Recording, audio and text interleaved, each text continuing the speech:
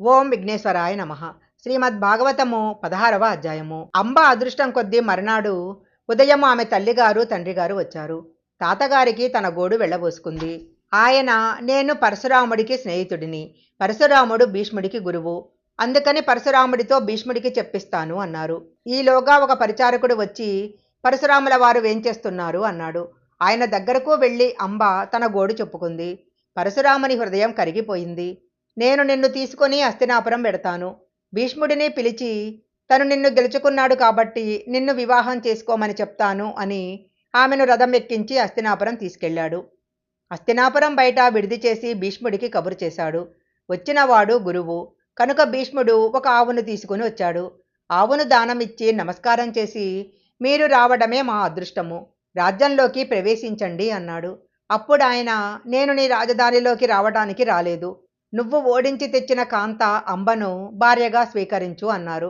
అప్పుడు భీష్ముడు, ఒకవేళ పంచతన్మాత్రలు తమ తమ విధులను నిర్వర్తించటం మానివేస్తాయేమో కానీ నేను ఒకసారి చేసిన ప్రతిజ్ఞ నుండి మాత్రము వెనకడుగు వేసే సమస్య లేదు, అందుకని నేను మాత్రం ఈమెను భార్యగా స్వీకరించను అన్నాడు.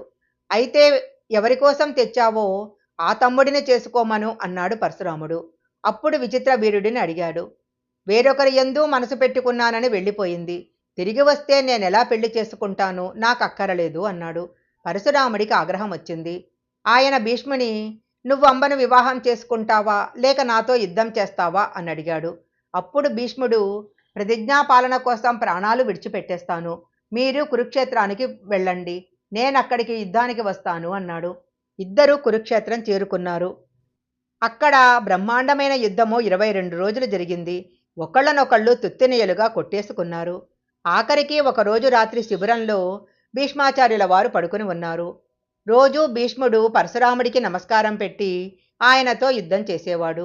ఆయన తన గురువుగారు కదా, పరశురాముడిని ఎలా నిగ్రహించాలి అని ఆలోచిస్తున్నారు.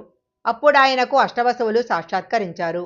వారు, భీష్మ, నువ్వేమీ బెంగ పెట్టుకోకు, పరశురామునికి కూడా తెలియని అస్త్రం ఒకటుంది, అది విశ్వకర్మ మంత్రంతో ఉంది, నీకొక్కడికే తెలుసు, రేపటి రోజున దానిని ప్రయోగించు. అస్త్రం ప్రయోగిస్తే మర్నాడు సూర్యోదయం వరకు పరశురాముడు నిద్రపోతాడు. యుద్ధభూమిలో నిద్రపోయిన వాడు మరణించిన వానితో సమానము. మరునాడు సూర్యోదయం వరకు మేల్కొనలేడు కాబట్టి పరశురాముడు మరణించినట్లే, అందువలన అస్త్రాన్ని ప్రయోగించు అన్నారు. తప్పకుండా ప్రయోగిస్తాను అని లేచి ఆచమనం చేసి యుద్ధానికి వచ్చాడు. పరశురాముడి మీద అస్త్రాన్ని ప్రయోగిద్దామని బాణాన్ని సంధించి మంత్రం పలుకుతున్నాడు. అప్పుడు ఆయనకు నారదాది మహర్షులందరూ దర్శనమిచ్చారు. భీష్మ, నువ్వు చాలా ఘోరమైన పాపం చేస్తున్నావు, ఇది నీ వంటి ధర్మజ్ఞులు చేయాల్సిన పని కాదు. నువ్వు అస్త్రాన్ని ప్రయోగిస్తే నీ గురువు మరణించిన వానితో సమానమైపోతాడు. అంతటి అపకారము, అంతటి అవమానం గురువు పట్ల చేయకూడదు, నువ్వు అస్త్రప్రయోగం చెయ్యకు అన్నారు. అప్పుడు భీష్ముడు గురువును అవమానించాను అని అస్త్రాన్ని ఉపసంహారం చేసేశాడు. అదే సమయంలో పరశురాముడి తండ్రి అయిన జమదగ్ని మొదలైన వాళ్ళు వచ్చారు. పరశురామునితో వాళ్ళు, నువ్వు బ్రాహ్మణుడవై నీ శిష్యుని మీద అంత ప్రాణప్రయోగం చేయకూడదు, భీష్ముడు ధర్మానికి కట్టుబడ్డాడు, నువ్వు ఉపశాంతి వహించవలసింది అని చెప్పారు. పరశురాముడు ఒకసారి భీష్ముడితో యుద్ధం చేస్తూ మోకాళ్ల మీద దొర్లి రథంలో నుంచి కిందపడ్డాడు. అందుకని భీష్ముడి చేతిలో ఓటమిని అంగీకరించాడు.